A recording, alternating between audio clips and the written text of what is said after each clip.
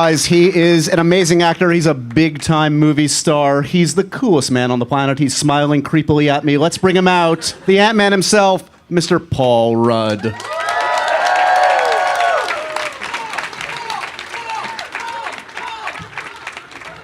You see it, right? You guys have no idea what's about to happen here. Hi. Hey. Hey. Wow. I got to tell you guys right off the bat, I have just come from the Westin in Times Square where I had a giant pint of tequila and a bowl of cheese sticks. So, this is going to get ugly. All to our benefit. Congratulations, my friend. This is a great piece of work. It's so exciting to see you in any movie, but a Marvel movie. You're a superhero. This is a moment that needs to be marked in an Apple Store event, I suppose. It's only fitting. Right? Yeah, it's pretty surreal, I must say. Yeah. Not the Apple Store-ness of it all. I mean, that is surreal as well, but just all of it. Pretty crazy. So have you been traveling the world on this one already? Tell me what is the differences in promoting something like this where you're the guy on a movie of this scale versus other films that you've publicized. Well, there's more with this. It feels different. It feels bigger. More people I think are interested. Marvel has it's a pretty solid fan base, and so it's it feels like this fast-moving train that all of a sudden just I got on and then like that. But as far as the world traveling aspect of it all, it hasn't been. It's been less than I thought. I was in Los Angeles for a few weeks doing some promotion, and then London. But in the past, when I've done some of the other movies, like some of Judd's movies, we've gone to Paris and Australia, all these places. It sounds very exotic, and it is pretty exotic to go to all these places, but you're in each place for about a day and in a hotel room, so you don't really even get to see anything. It's a bit of a bummer. Had you ever, we talk about these Marvel films, and they have an amazing record that continues with this one. As a fan and as an actor, do you say along the lines in the last few years, get me a meeting? Is it just sort of like, oh, that ship has sailed, I'm not going to be a superhero, they don't think of me that way? Give me a sense of sort of like your perspective on the superhero phenomenon that was developing and how you saw, if you saw a place for yourself in it. Well, I think most actors feel like, oh, well, this has been cool. I've done something here, like I did a comedy, and now I want to try something else, something different. Over the last few years, I've done primarily comedies, and I've always wanted to try and do different movies, different genres. I guess the Marvel universe was one I didn't see coming, and nothing that I thought, oh, I really want to try and get in that world. But when the opportunity presented itself, I was elated. I was really excited by it, and so it was a bit of a no-brainer for me, and kind of a shock, actually. So when you get a gig like this, who are the first phone calls? Who do you need to tell, guys, I'm going to be a Marvel superhero? Well, my family. I told my wife. I called my mom, some friends, a couple of friends, and then I couldn't. What was weird is like I didn't say anything for a while because they're pretty secretive about this stuff, and I have kids, so I couldn't tell them. You don't trust your own children, is what you're saying. Not as far as I can throw them. So did you ever explain why is Daddy dressing up like a giant Ant-Man on set? Did you say like they knew by that point? Jig was up. No, when I told my kids not that long afterward, but yeah, it was really only a few people that I kind of shared the news with at first. So is preparation night and day versus? I mean, every film offers its own different kind of prep, but something like this, where physicality is obviously important, right. Is that the biggest difference in terms of prepping for this kind of a film versus others? I think so. The pre-production and everything for this film obviously had a bit of a tumultuous road. But as far as the actual, like when I first got the job and then I started to train and prepare, the physical aspect was paramount. And so for about a year before we ever started shooting, I started working with like a a gymnastics coach, so I could learn how to do shoulder rolls and flips and things like that. Light parkour, emphasis on light. Are you moving on to medium parkour now, or are you just sticking with light? What's the difference between light and medium? Difference? Yeah. The difference between light parkour and medium parkour, it's a pretty big jump. One you're not ready to make. Thank you. Thanks, everybody. Good night, everyone. You guys are ahead of me. Good job. Thanks. Parkour is the kind of thing, it's almost like violin. I got to believe that, like, it takes a while. You can't just pick it up. So, I started doing that, and then I started kind of also working with a trainer with, like, weight training and stuff like that, and then a nutritionist, all, like, that whole thing.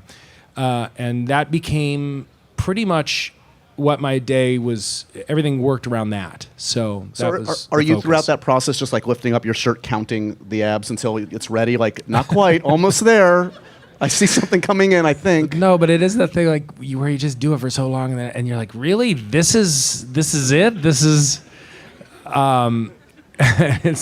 it's could be frustrating, but like anything else, you start to get into it, and then I really kind of enjoyed.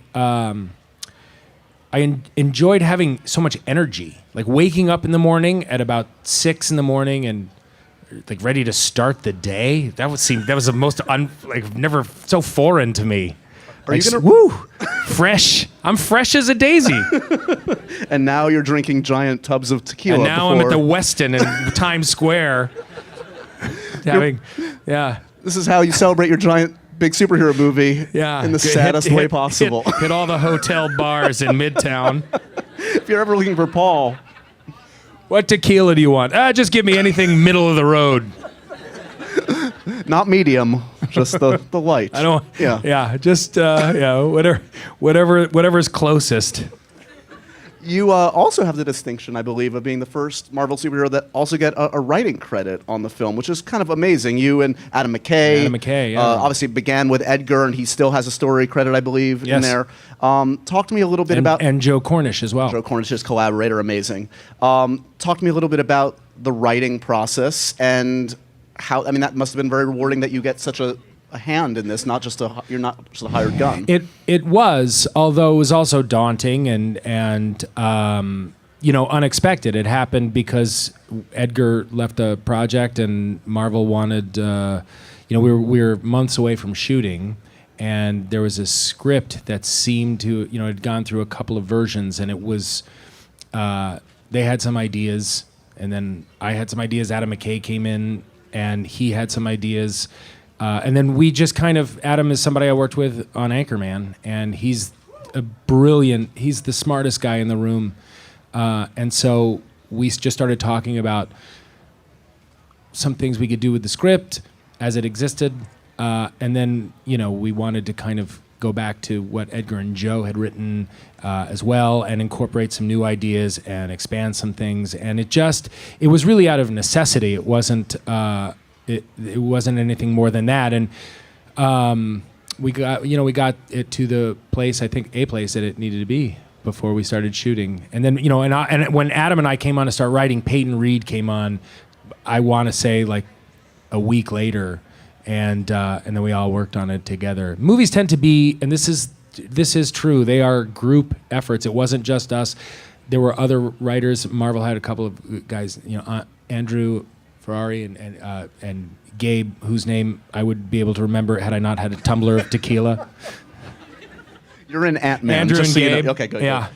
No, they were. We had guys on set incorporate like alt takes, different notes, all sorts of things. So, they are very collaborative endeavors. I mean, and in talking to you guys and talking to like some of the scenes, Michael Pena almost steals this movie. He's so funny in this, and I get a sense that there's more, frankly, improv and alternate takes than probably normally happens on a more Marvel movie like this. And part of that maybe is Peyton comes from a comedic background, and as you're saying, you've got this script that's fluid, but you've got a lot of collaborators. I mean, was it a little bit more? There wasn't a ton of improv. Not really. There with Pena a little bit. I mean, it depends. I like working that way, but not everybody likes to work that way.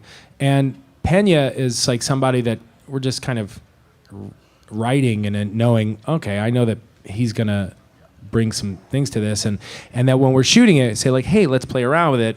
And he loves to work that way. The guy's so quick and funny, and so there, some of the stuff with some of the scenes with Pena were a bit more improvisation than some of the other ones. I think one of the cool things people will discover when they see this film is that it's a smaller film in some ways, in that the stakes of it are about this guy and his family. Yet, it still has like huge action and the huge effects that you would expect in a Marvel movie, and it's kind of going in a different direction, especially coming off of Avengers that got as ginormous as you can imagine a superhero film being. I mean, was that challenging, and was that sort of like the reason to do this in some ways, that you have a movie, spoiler alert, that kind of ends in a kid's bedroom as like the final? Well, it was one of the things that I thought was really cool about it. It seems as if with each movie, the stakes are bigger, the landscapes are enormous. The last one was in space. The idea that some of these landscapes would look like alien landscapes, but were really, like you say, on a train set in a kid's bedroom.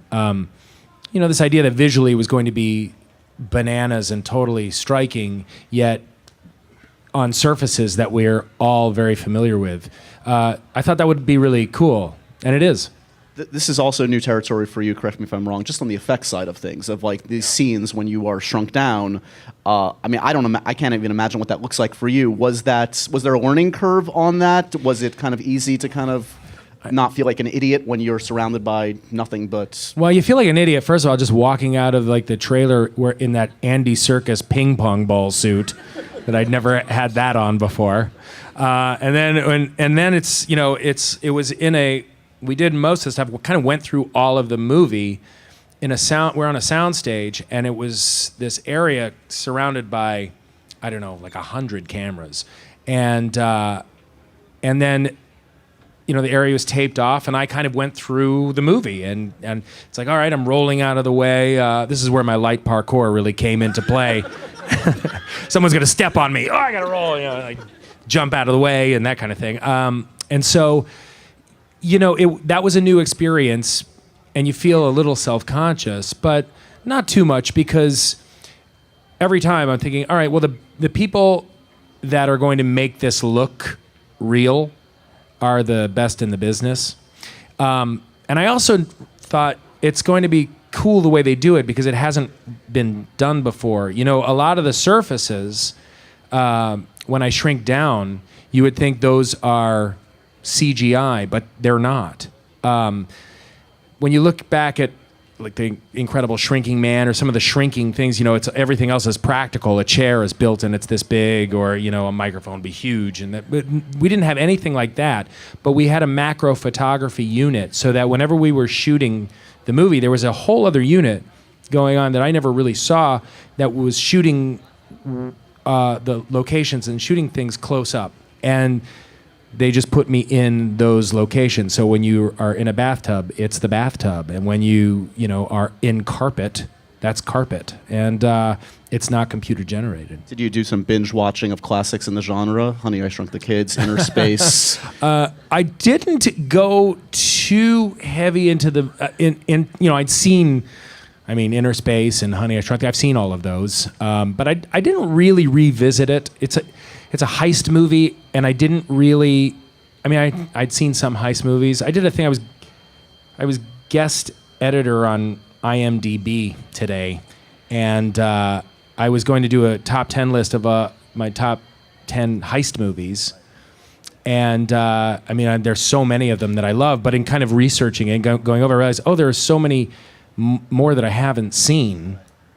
What's the top? Well, Rafifi was my number one. So classy that way. Yeah. Well, it just sounds like a masterpiece, and it deserves the number one slot. You've never seen it, So I have did you? the Yeah. top 10 heist movies I've never seen. And there's some really great ones on there, so make sure and check it out. But it's that thing of like, oh, okay, yeah, you would think I'd go back and kind of watch every Shrinking movie. I'd watch every single heist movie, and I didn't. But that's because I'm not that great of an actor. Well, let's see some of that not so great acting in this first clip from Ant-Man.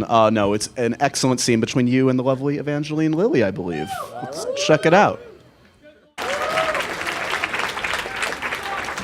Does it feel good to know that people like to see you punched in the face? I got a really big reaction. That's a pretty good fake punch, I gotta say. She didn't really hit me, but it looks like she did. Movie magic, right? Wait, people are awing like they want to see you actually punched in the face. What guys? All right, who out there wants to punch me in the face? Line them up. Wait, too many hands going up. Were superheroes big to you as a kid? Did you dress up as a superhero at any point? I mean, I put the towel around my neck as a cape, I think, when I was in my 20s, but This is the college I didn't. days. It's just It was a frat thing. yeah. So I had like some, I don't know. There was a while I was pretty into the Hulk, but I think I was in the Lou Ferrigno, Bill Bixby series. I got way into that, but it was short-lived, really. I wasn't a huge comic book reader as a kid. I liked them okay. I like superheroes okay. And then I used to get these British comics sent to me from my relatives that I liked. They were kind of like funny comics. I used to read, I get the Archie Digest, Laugh Digest. People have said, like, do you know Ant-Man? I wasn't familiar with Ant-Man, but I could tell you anything about Mr. Weatherby and Pop's Chocolate Shop. Midge. I knew some of the deeper characters from the Archie world. Who would you like to play in an Archie live action? We've never seen an Archie live action film. Yeah, it's A lot of reaction. here. Reggie, Archie. I don't hear a Jughead. And I don't hear a Midge. I suppose. I think I'd probably go Pop's Chocolate Shop. Run the shop. Oh, who am I kidding? Reggie. He's the coolest. So, did you know? You must know. You have friends that have done this kind of a thing. It's a small club, but it's expanding by every year. Right. Did you talk to anybody that had been through this before and get any kind of tips about negotiating whatever it was, whether it's costume, the press, everything that goes along with a job like this? I didn't really talk to anybody about any of that stuff, although when I got cast, I did talk to Chris Pratt a little bit. I saw him at an Oscar party. That's the way I roll. But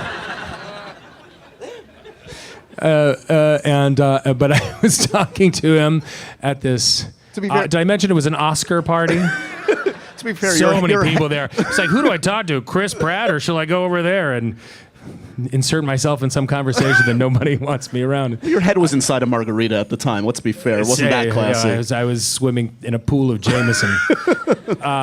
What did Pratt say? Yeah. No, I talked to Chris Pratt a little bit, and I said, what was it like for you, and how has this whole experience been kind of in this Marvel world? And he was great. He told me, he said, have you ever been to Comic-Con? And I had never been to Comic-Con. And he said, that's a lot of fun, and you'll be amazed at how many people are there and how nice they'll make you feel so welcome. It's kind of like the greatest thing. And he said Marvel's really, like, he loved working with them. He said they have lots of ideas, and they're kind of, they take chances, and they're creative, and he had just the greatest stuff to say. And that's I did find that to be the case. This also might be the first Halloween where people are dressed up as one of your characters. I don't know. Have any of your characters have you ever seen somebody dressed up as last Halloween, the streets were filled with everyone dressed as my character from Over Her Dead Body. And then some people dressed as Ava Longoria from that one, too. No, I don't think I've ever been in a Halloween costume. No. It's a new thing. So Well, what's- no, some people have dressed as Brian Fantana. I have seen Anchorman costumes, but that might be it. Speaking of the costume, I think this next clip has you in all your Ant-Man glory. So let's take a look at this one, shall we? Just to note a theme recurring, people are continuing to clap and laugh when you are being injured. And Nothing funnier than somebody hitting their head, you know? It works every time. It's like a spit take. the costume's pretty cool. It's Costume is awesome. It really, if I may interrupt your question. no, it was just an observation. Go on. Let me tell you about my costume, Josh. No, I the first time I saw it, I was I thought, man, it's just so cool looking, and especially the helmet. Like when I saw that helmet for the first time, it kind of reminded me of how I felt about the Stormtrooper helmets when I was a kid. And I used to draw this. I just thought the Stormtrooper helmets were really really cool. And same thing with the surgeon droid for some reason from Empire Strikes Back. I always thought like had kind of a similar. Then I would think back to my action figures. But I had that same thing where like, God, that's such a coolly. It's like the design of the helmet is great. And then, I went through more than a few fittings. They're very particular about all of the details. And so the first time I tried it on, it was just a trip. And standing kind of like as they're making all their marks and stuff like that, I would stand differently. I would just think, man, this is it. This is the suit. And you've gotten, since shooting Ant-Man, you've already shot, I don't know if you're done, on the new Captain America movie. That's right. Yeah. Have they made alterations to your liking? Did you, after the first one, be like, I need a little room here, a little help here? What's the second iteration versus the first? Yeah, there was no, I mean, the suit, it is a little bit, there are some differences. There wasn't anything where I thought, oh, I need more room here or less, none of that. But, just story-wise, it seems to make sense that maybe I've worked on it a little bit. We're about so to the design of it is a little different. We're going to turn it over to you guys for questions in just a moment. Before that, I selfishly want to ask one non-Ant-Man related question. Wet Hot American Summer is upon us. Couple weeks away. What can you tell us about what we can expect from this one? Well, it's really funny. I haven't seen them all, but I've read them all. And, the movie, I think some of you might know this, the movie took place on the last day of camp, and we were all 15 years older than we were supposed to be when we shot that. Well, now we're 15 years older from when we shot the movie, and the show is the first day of camp, so it's technically a prequel. So we're all about 25 to 30 years too old for the parts that we're playing. But I was, it kind of came about pretty quickly. It had been talked about for a while. I never really knew in what incarnation, whether there would be a movie or if it was really going to happen. But it came together pretty quickly, and everyone that was involved in the movie said, yes, for sure. And it's like, at first kind of, do we want to revisit this? People really love this movie. You don't want to, and I just started reading the very first script and was on the floor, and it completely captures, I think, the humor and what works about the movie. And it's insane. I would hope. It's so, That's what I want. It's so insane and stupid. Let's see if you guys have some questions. I'm going to preemptively be bad cop. If you guys can not ask for autograph or human contact, Mr. Rudd, I will be a human shield. And please, whatever you could do, try to avoid eye contact with me. You can look at him, just don't It'll assault be a him. little bit like an eclipse. If you have a paper card, shield your eyes. It's like the sun. First question. Yeah. I want to talk about the commercial you did for Super Nintendo back in the 90s. How was that experience for you, did? And since you were the Super Nintendo kid, had you been, you visited the Nintendo store because of the recent loss of the Nintendo president and pay a tribute to that, since you were doing Jimmy Fallon the other day, I heard. This is the first time anyone's asked me about that commercial. One of my very first jobs. I remember shooting it, and I was very excited because it was a national. and I remember I wore a very long coat. It went down to my ankles. And despite the fact that I am kicking ass on the Nintendo system in the commercial, it did not reflect my actual Nintendo skills at the time. And this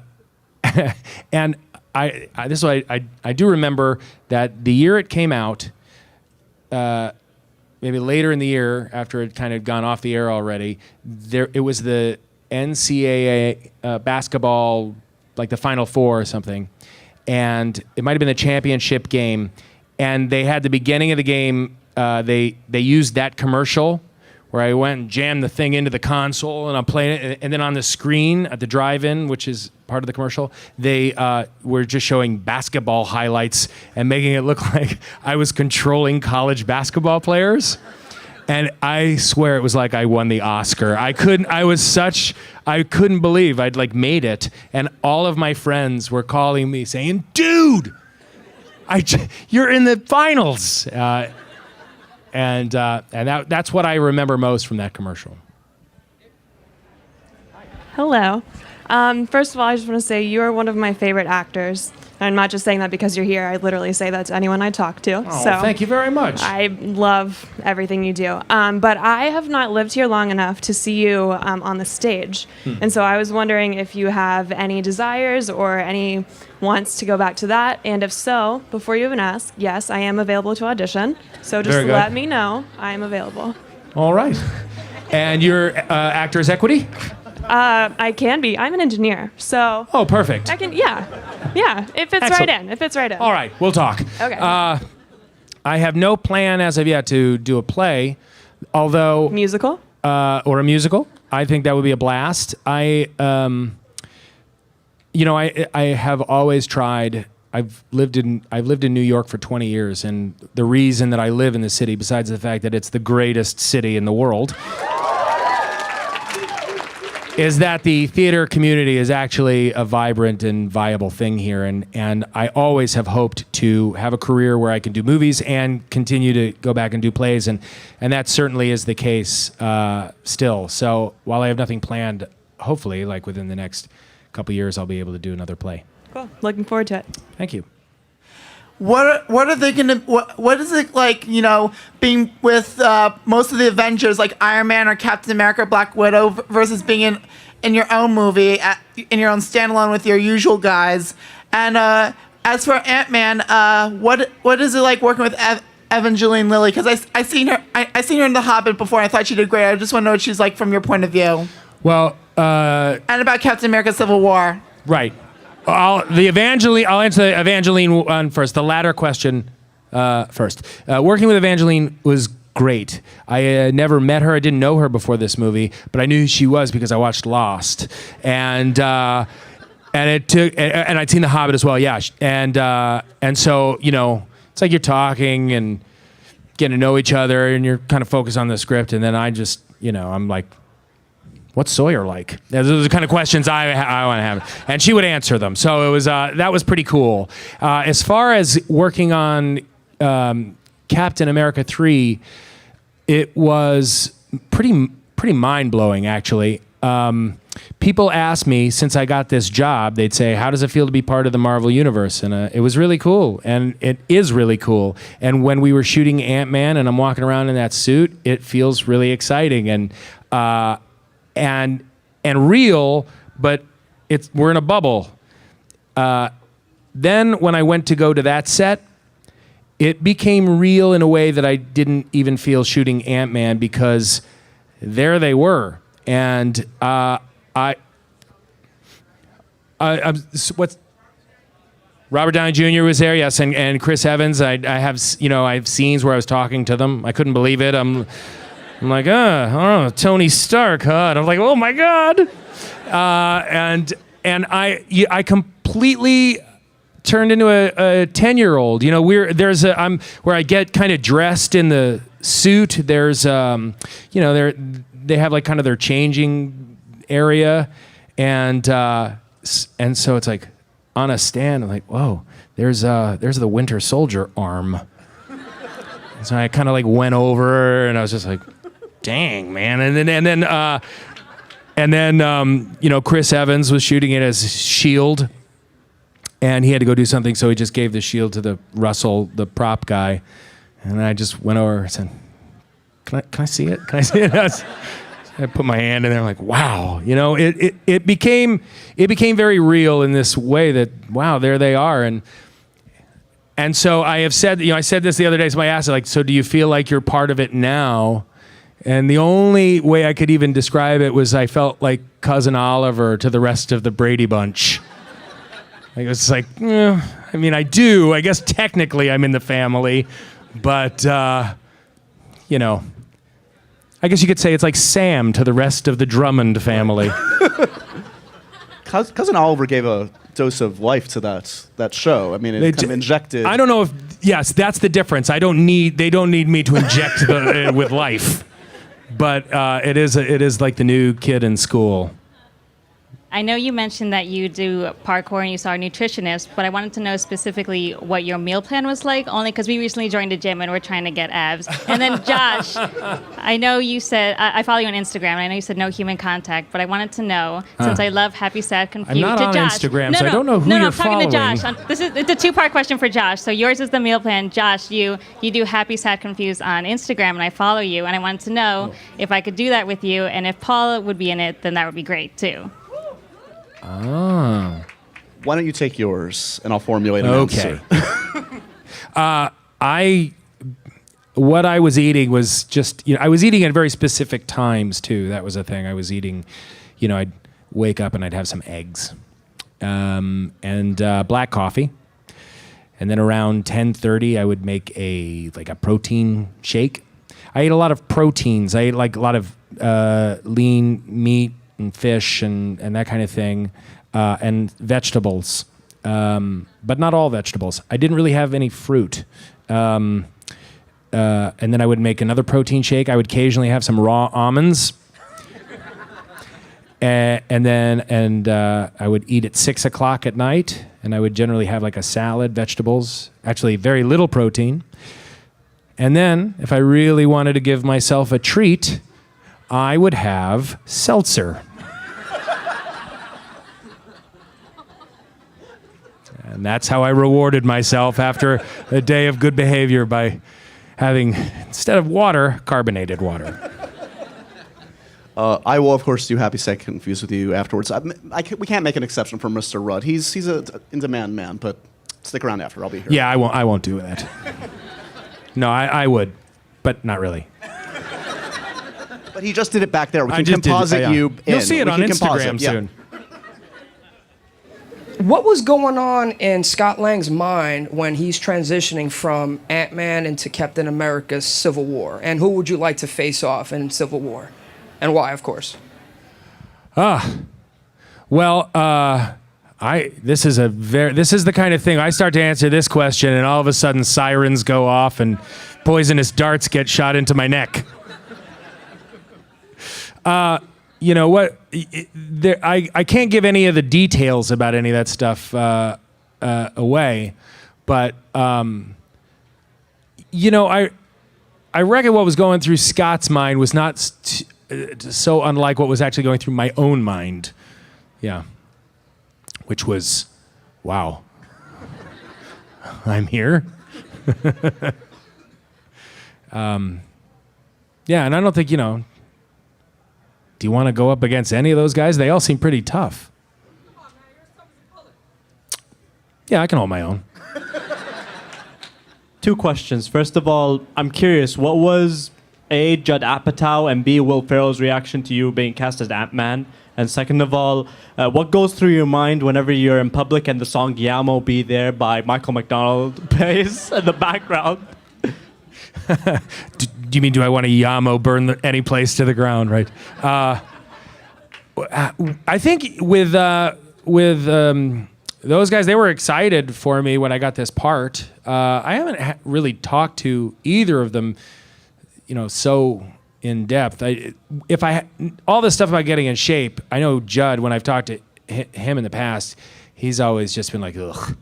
He always wants me to go the opposite way. He always makes me eat a lot of food to work on his movies, because he wants me to look like him. That's why I'm always eating in the movies.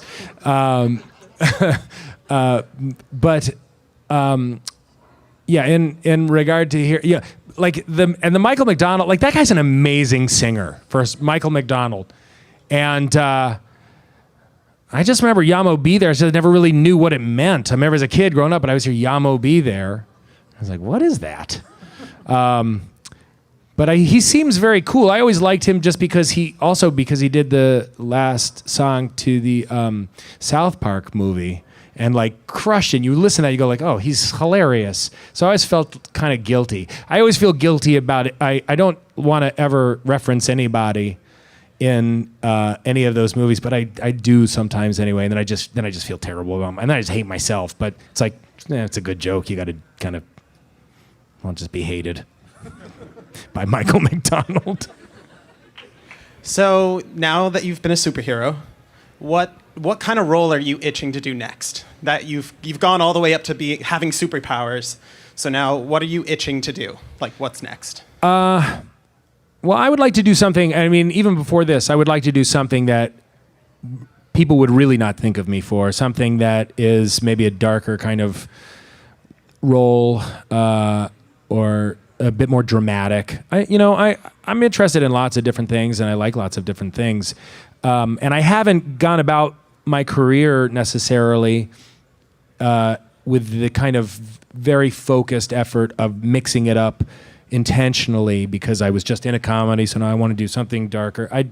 I really kind of look at each thing as it comes and think, oh, are these people that I really like working with, or do I really like this role or this script?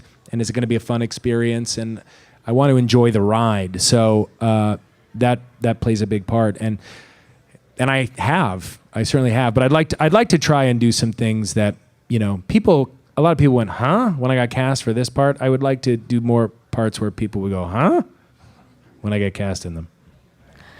If you needed to fight any of the Avengers, who do you think you would beat? Oh, I have two questions. Who do you think you could beat if you had to fight one of the Avengers? Well, I mean, I'm fairly confident in my own abilities. I always think like you can't fight what you can't see. Okay. And I'm tough to see. Okay. I see what you're saying. Yeah. So I don't know. I mean, I think any of them would put up a pretty good fight, but I feel good. I feel good about my chances. Okay. With any of them. My second question is a little weird, and you can say no, but my No. high school... You didn't even wait for me to finish. Oh, I'm sorry. Go ahead. Okay. It's the tequila talking. My high school, we do this thing where we try to get shout-outs from people that we admire, and I was wondering if I could get one from you. No physical contact No, required. absolutely. Yeah, for sure. Yeah? Okay, all you would have to say is, the Lourdes class of 2016 runs this. The Lord's Class of 2016 runs this. Okay. Yep, you ready? Hold on. Ready, set, go. Hey guys, you know what I think? What? I think the Lord's class of 2016 runs this.